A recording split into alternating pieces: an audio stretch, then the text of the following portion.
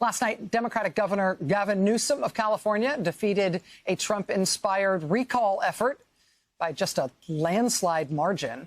For some perspective on just how big of a failure this Republican recall effort turned out to be, what a waste of $276 million it turned out to be for the people of California. Consider that Governor Newsom was first elected governor in California in 2018. In that 2018 race, he won by a gigantic margin. He won the governorship in 2018 with 61.9% of the vote. Last night in the recall, all the votes aren't in yet. They'll still be coming in for the next few weeks, actually. But last night in the recall, the don't recall Gavin Newsom vote looks like it may have been even larger than the vote to elect him in the first place. As of right now, the don't recall Gavin Newsom vote stands at 63.9%, which is 2 points higher than the vote he got to win the governorship in the first place in 2018.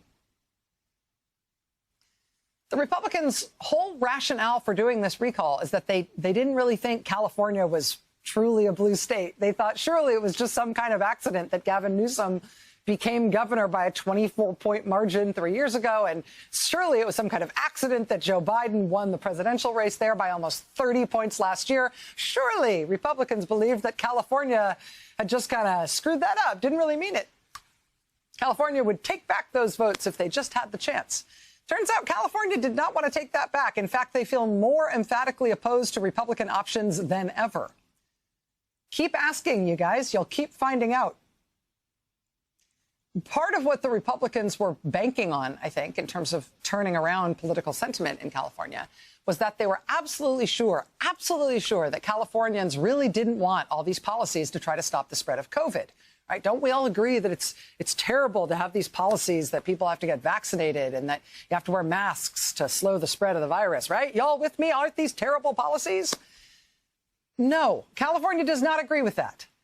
Exit poll data from the California vote yesterday shows that voters in the recall believed by a very wide margin that Gavin Newsom's vaccination and mask policies to try to stop COVID were either just about right or they should be even stronger. They weren't strict enough. Those two answers together just dwarfing the number of California voters, the minority of California voters who said they wanted fewer anti-COVID policies in place. Republican talking points on this are out of keeping with what the American people think on this issue. No matter how emphatic the Republicans and conservative media get on this issue, the American public are not with them.